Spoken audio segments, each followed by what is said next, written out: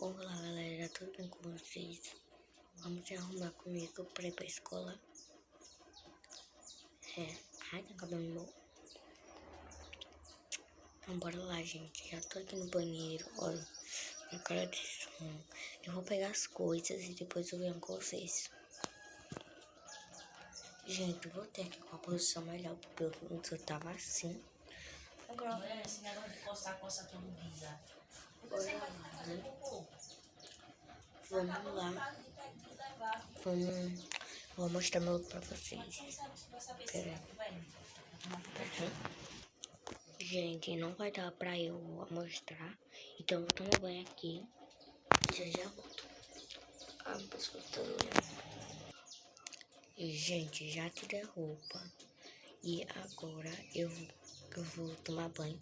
E depois eu mostro pra vocês, tá? Beijos.